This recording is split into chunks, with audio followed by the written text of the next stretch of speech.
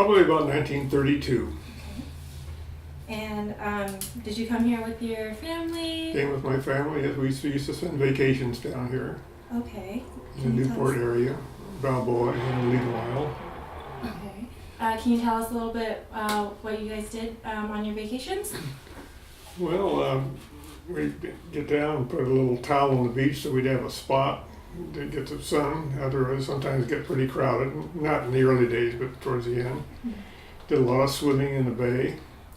Did sailboating, motorboating. We took, my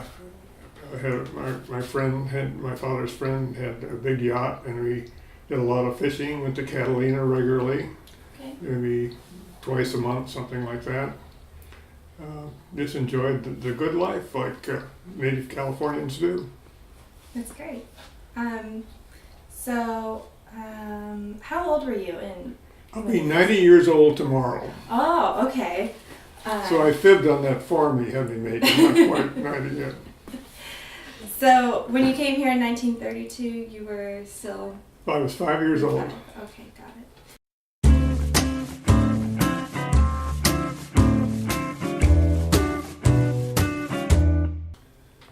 Oh, just spending time, really fishing. We had some great fishing trips over the years. Before World War II, there weren't nearly as many people in California and in this area, and the fishing was really fantastic. We would go out fishing in between here and Catalina. Here's a picture of a typical day that we would have. These happen to be barracuda, but we would also get yellowtail. And then in slow days, we might go and fish in the kelp and get white sea bass. There was some bill fishing, but most of that was pretty well over by the time I came along. I think that was earlier than that. My father, also a native Californian. My great-grandfather was a native Californian too. We were actually, my family on my father's side were settlers when it became part of the United States. That's why I have a Spanish surname. My father used to come down to the Boy Scout camp at the mouth of the Santa Ana River, and spent the summers down here. As a matter of fact, that was before Balboa Island was formed, basically. I think it was 1920 that we had a really wet year. They had a really wet year, kind of like in 2016 and 2017. And the course of the Santa Ana River changed a little bit and created what you now call Balboa Island. But how I became familiar with it, my father had a very close friend. His name was Vern Brittain, Brittain. He was a creative genius. He did either on his own or in partnership with others, I think almost all of the dredging to create the islands and create the bay. And he built, I'm pretty sure I'm correct in this. I know he built the Balboa Pier, and I think he also did the Newport Pier when they were rebuilt in the early, before World War II, about 1940. And he developed Balboa and Collins Island and Lido Isle, and he bought himself a lot on via Lido Sound, and I don't remember the number, it was a 200 or 300 block. And he built a beautiful home there that was all constructed of concrete. He was a specialist in concrete, and the lots are quite small, so, and parking was then, and I see now, is a real problem here. So what he did, he excavated under the house, and he made a garage under the house, and he had a turntable, so you could go down, drive your car in, turn around, and drive it back up. And he had his own dock, and he had, during my lifetime when I was there, he had two boats. The first boat was the Lido, Lido, and the next one was Acromac, and I don't know what the background of that name was, but we used to take these boats out. As a matter of fact, this picture that I just showed is myself, my sister, and my father on the stern of the Lido. And you can see Newport, it's facing to the south, and then you can see the Newport Peninsula in the background. And I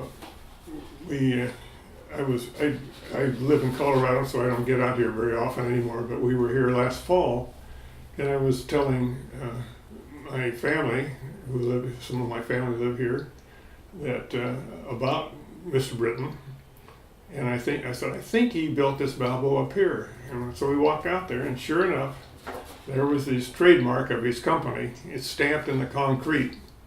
And I would challenge the docents of the library here, the museum, to do some research on this. I think you'll find his trademark in more than one place.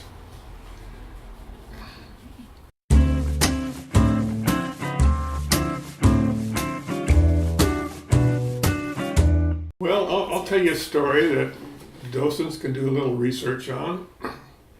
You take a look at that picture again. I was probably 10 or 11 years old, and we were going to I was going to Catalina. My sister and I, and my mother and father, and some other people. And the adults were all enjoying themselves running a boat. So to keep me out of the way, I took a fishing pole out and I put on a lure, which you called in those days, we call it a bone jig, which looks a lot. It's made from a bone, has a hook on it, and it's made to look like a sardine. And as we were in the harbor here, I let the line out, and they said, well, it'll be, get the kid out of the way. Nothing will happen. It's winter time. He won't catch anything. And just as we passed the mouth of the jetty, I saw this huge fish jump out of the water and take my line. And of course, it wasn't long before the adults took the pole away from me, and they landed a big salmon. And everybody got really excited about it. And I think it was on the front page of the Santa Ana Advertiser at that time. Again, somebody can research it in the archives of the newspaper. You'll find my picture, and I'll sign a release on that when you find it. I'd like to see it myself. It turns out that before all this was dredged and everything, salmon, he's going back in the days when the Indians were the only residents here. They could catch salmon during the salmon runs. And when we Americans changed everything and put concrete everywhere, well, that took care of the salmon run. Is that a good enough fishing story for now? That's a great fishing story. Thank you for sharing. And so, who taught you how all the fishing? Oh, my father mostly, yes. Okay, so we did a lot of deep sea fishing. Okay. We call it. Can you share more about that? Well, the other thing we used to do, we used to take the boat out and go out to Catalina, and we'd moor in one of the bays, and then we didn't call it snorkeling in those days, we call it skin diving. So I'd put a plate over my face and I'd go down below in the bottom and get abalone.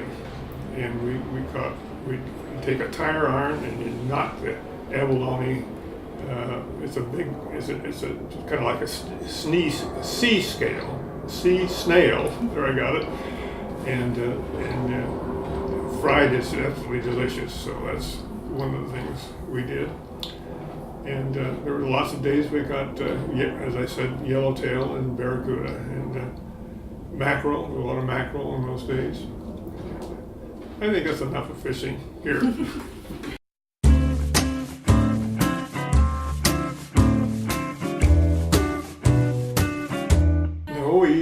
I stayed at Mr. Brittain, built a house, so he had a bedroom. As I got into my teen years, I could always use it. It was down in the garage, and I'd stay down there in the my family. My mother and dad would be upstairs with the adults, but we'd stay there right on Via Lino South. We had friends that had a place on Pearl Street here, and I spent some summers here on Pearl Street, and so on. You talk, to make it easy for you, reading through some of your things, you talked about Stan Kenton being here at the ballroom. I think it's a Paragon Ballroom, I think was the name of it. So I'll tell you a story about that. World War II started, and of course, a lot of people, including myself, went into the military. And one of my favorite bands was Tommy Dorsey. And you probably never heard of him, but he had a trumpet player by the name of Ziggy Elman, who I can listen to his recording today. He was one of the greatest trumpet players I ever heard. Well, he got either drafted or enlisted in the military. I think it was the Army. And so Tommy Dorsey came down here and he played at the Paragon Ballroom. And without Ziggy, had another fellow filling in for him. And it just didn't seem the same. But by then I was an early teenager and we were having fun, but we missed the music. And then there was a short intermission. And then all of a sudden the lights came back on again, and Ziggy Elman's keynote song was "Well Get It," go get it, or "We'll get it." And all of a sudden the opening sounds of that number came across, and there was Ziggy. He'd come down from the military base, and he played his number, and that was, to me, as a lover of his music, was absolutely really great. Well, that's another story about the Paragon Ballroom. There were a lot of other bands that came down besides Stan Kenton. Stan was here for a number of years. I used to sail and take a small boat and sail around the bay. And there's one time, never was a very excellent sailor, I didn't do it that much, but I made this tack, and here was another boat right alongside me, and there was Humphrey Bogart smiling to me and everything. It's another story. Another story I can give you. I know you have a lot about celebrities over here. One summer, John Wayne and his then wife, Pilar, were next door to us. And it was right before their divorce, and things weren't going too smoothly, and I could hear him yelling, "Pilar, Pilar." And so, but he was a very, very nice guy and a good neighbor. Oh, that's great. Do you have any other experiences, any other celebrity sightings, or any stories about any of that? Well, I think that pretty well covers it. As you say, every now and then you see other celebrities, but I think Humphrey Bogart and John Wayne were the two principal ones that I saw the most of. Very cool. So you live next to John Wayne? Mm-hmm. Oh, wow, that's really cool.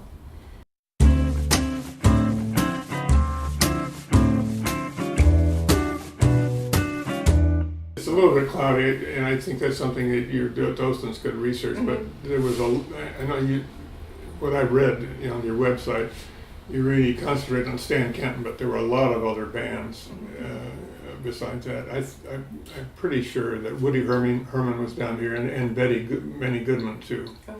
But that's something you'd have to research. Oh yes, I'll tell you one more thing after hitting it. The dance step we used in those days was called the Balboa.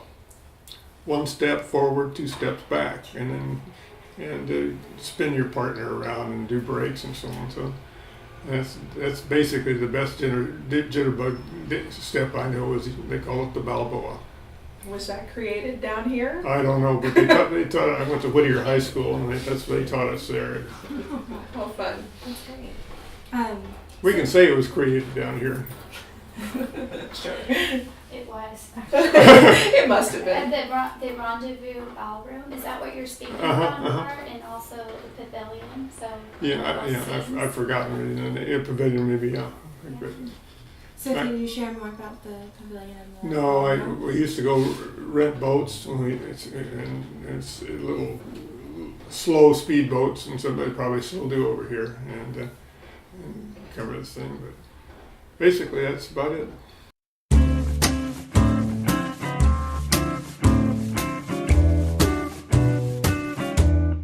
Friends of ours were, but I just would use their sailboats and so on. But I personally I wasn't, but I had my high school buddies belonged to it. The Kemp, K-E-M-P family were members of it. So did you, so you weren't participating, but did you go and go out to the events to support your friends? Were you involved in that way at all? I just spend my time in the library studying and doing research. I never did any of that, of course. All right. Let's see. But do some research on Vern Brittain and Mojave Corporation, because he's, in my mind, this is from when I was a young kid, he was the creator of all this whole thing. Could you Oh, I'll tell you one more story about Vern. He was not a college graduate, but he was an excellent engineer. And then after World War II started, there was a shortage. The Navy had a shortage of small boats.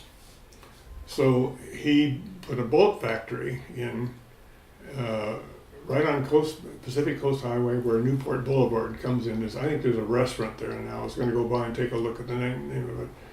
But he just never had built boats before, but he built them upside down. And he turned them out really, really fast. And he had to design a crane to turn them up. And not being an engineer, he showed me how he made a model of this crane with loose nails holding everything, and he was showing it to me. See how the stress goes up when you pull the boat down. So he built this probably oversized, crane, built the boats, and I don't know. He made 200 or 300 of those, I think, for the military. And I don't see anything in the history about that. That's something else you could research. Did Did the type of boat have a name? Not that I recall. Okay. I was 8-10 years old, so I was interested in getting back on a boogie board or something and enjoying the bay. Right. Well, in conclusion, I know you mentioned the boogie board, so I'll just share, and maybe you have a story about this. So my father-in-law is actually Tom Morey, who invented the boogie board. Now really? that came years later, but you mentioned the boogie board. So tell us about when you guys were out in the water, what sort of fun apparatus were you on to enjoy the waves? well, most of that we did was at Huntington Beach, which is further north, because this wasn't that good down here. And the main thing is we'd all come out during my high school years. Everybody, if we can get a secret ration card or enough gasoline to get down there, we'd go out. And another thing about Huntington Beach, well, you always get oil on you. All the ships, when they came into the harbor in those days, there wasn't any environmental control, and they blow out their ballast before they entered San Pedro Harbor in Long Beach Harbor. So it was always oil up there. Not a very good thing. And there were a lot of seals in the water there, and you'd be swimming and it'd be like a dog. They'd follow you and play with you. It was really fun.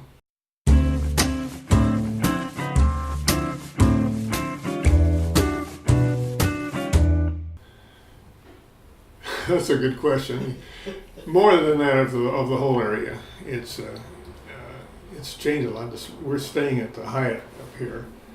And I remember, what do you call it, Upper Newport, Balboa Bay or something, but we used to call it the back bay. We'd come, there was another way you could get in down there. And there was nothing here. And of course, before 1925, or before they started dredging here, where there was, my father told me there was just, it was a typical tidewater, all kinds of small fish, and it generated, that's why the fishing was so good, I think. We took care of that when we dredged it out, and the thing that really made a big difference is building the breakwater down at Dana Point. That really, really changed the environment tremendously. The reason that was built, according to what I read in the paper, is they wanted to have harbors a day apart for people who had yachts, so you'd have a place to stay. Because there wasn't any place to go except Catalina and maybe San Clemente,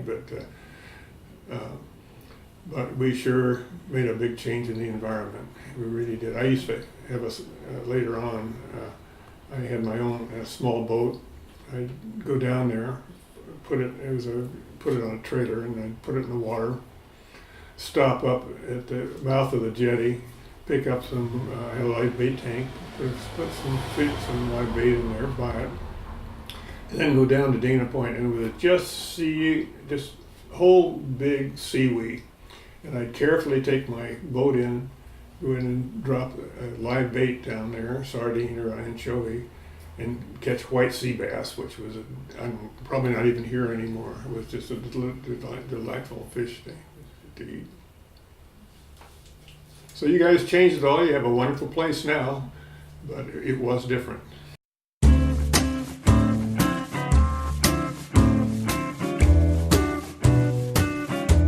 Out last fall, but as far as coming to Balboa Island, before that it was probably 20 or 30 years, because for business reasons I moved to worked in Manhattan, New York, and never really came back. What did you do in the rest of your career as you moved on away from this? I ended up as executive vice president of a major corporation, and then I left them and started my own business. And I have 3 sons, and they now run it. We have a branch in San Diego, HBM Associates, HBM Supply, excuse me, my initials, and my son Tom runs that one. And we have one in Dallas, and we have a little factory up in Reno. But no fishing, no Balboa Bay, no surfing, no boogie boarding. But we've had a really great life, and this island and this community, people here are always very nice. It's been a big part of my life.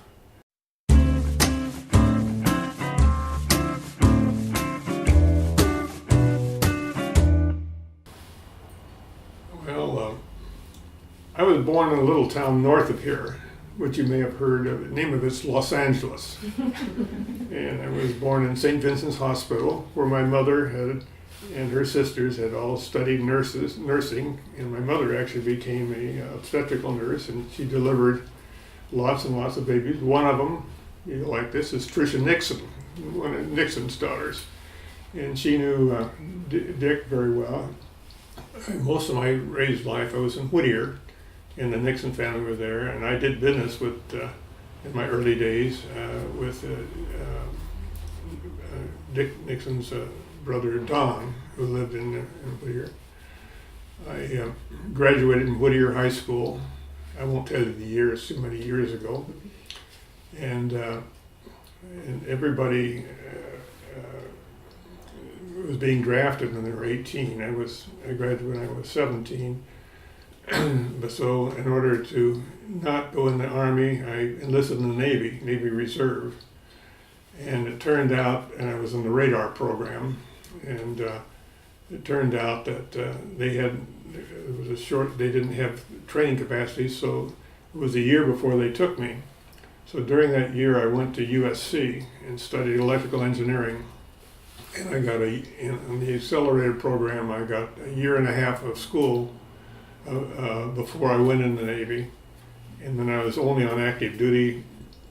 The war ended about a year later, and then when I came out, I had also the GI Bill. I didn't have to work all the time, and so I went on to USC. And I remember one summer job I had. I worked as a rural postman. It wasn't always like this. It was, a lot fewer people lived here, so we had rural delivery most of the time. And so the first thing you do in the morning, you go and they do what they call box your mail. You get your mail all around. The guy next to me, he was really old. He was 30, and I said, "What's it like to be 30?" And he said, "Well, you feel about the same as you do at 18 or 19." So that's basically my story. Oh, and at USC, I graduated electrical engineer. I was a Trojan Knight and was there when we tied Notre Dame one year. That was really good, and we lost usually to Michigan every year. But it was a great school, and I really had a great time there. Did you come here for Bal Week? The what? Did you come to Balboa for Bal Week during spring break? I'd rather not talk about it. I came with the libraries. Just came down to study in the library. Sounds like you have a good story, maybe about Bal Week. Do you want to just make a summary, a statement of what, just why kids came here? It came down there, and you had the libraries open, and at night we'd go to the library, and the day we'd lay on the beach. That's why I have to go to the dermatologist now. I've got all the sun problems all over my face. That's one of the bad things about Balboa. The library's closed too early in the evening.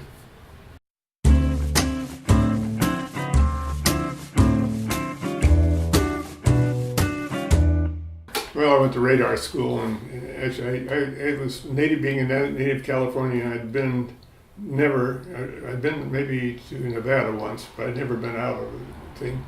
So I went down to Los Angeles City Hall, and we were sworn in the Navy, and they put us on a train, and it was a local train, stopped at every city, went all the way back to Chicago, and I went to radar school at the Great Lakes boot camp, and then You said that was Great Lakes. Great Lakes, which was the big boot camp for. I went into Seaman First Class in those days, rather than a regular seaman, because I was in the radar program. And they had some courses at Wright Junior College, and then I spent most of a winter on a place called Navy Pier in Chicago, and boy, it was cold, I'll tell you, for a native Californian. And then when I got out of that, I was transferred and sent to a USS Mount Baker, an ammunition carrier. And after a short cruise, we ended up down in San Diego and decommissioned it. And after that, I was able to resign. Then I was in the Naval Reserve when I was in school for another several years, and finally got a commission after I graduated. That's great. Yeah, thank you for Can I ask sharing. one last question? I know we have one of the vintage bathing suits located right behind you. Do you remember back when you were hanging out in Balboa? What was the attire like back then? Just like it is today, just those little V things and the. That's why I look at them, because it's just, for memory. It reminds me of things. Did you go to the Jolly Roger? Yeah, that's on Laguna Beach. Here, just on Marine, so the JR, Jolly Roger, for I fish remember tacos or Sundays. It was like very much a gathering. I remember the name, but I don't remember. Okay. I know you have Ralph's stores around here, and one of my high school friends, one of my really close friends, his father was president of Ralph's in those days. So he became a doctor, and he ended up retired and lived in Coronado Island. Where I lived in great places like Connecticut and Manhattan and all those kind of things. What about the boat parades? Do you remember those? Yeah, at Lido Isle mostly, at Vern's place. Excuse me. But the boat parades are wonderful. It's a wonderful tradition, really is. I'd like to see it again sometime. Somebody invite me down. And the summer parades, do you remember any? No, of I the don't. I seasonal don't think we had any holiday summer. gatherings? I don't remember summer parades. Okay. So, ladies, I what think. about frozen bananas? Will you comment on that? Or Who? Frozen bananas or Balboa bars? Everyone asks. So, No. no? No, I think I was there before that. We have a home in Hawaii now, and we have frozen bananas. Every Saturday morning, my wife drags me down to the farmer's market, and we get them. What do you think about the tradition today? The tradition of frozen bananas? Mm-hmm. I think it would be good, but I don't really have any experience with it. Okay. I delegate that to you. Okay. Being an Arizona resident. That's it. It did come from the Arizona State Fair, so it does predate this California experience. Does it So really? Yeah. I do have history there. Why we ask? Well, was there any any last stories that you wanted to share with us? No, I just want to thank you all for your attention listening to an old man. I'm embarrassed that people even know how old I am. But I do want to leave one thought. A really wonderful man was Vern Brittain, who did all this, either as a general contractor or as a subcontractor, did a lot of this construction here. And he did a really good job. Just to take a look at those piers and see how well they've stood up. And he was a great guy and did an awful lot, and got today, not really any recognition.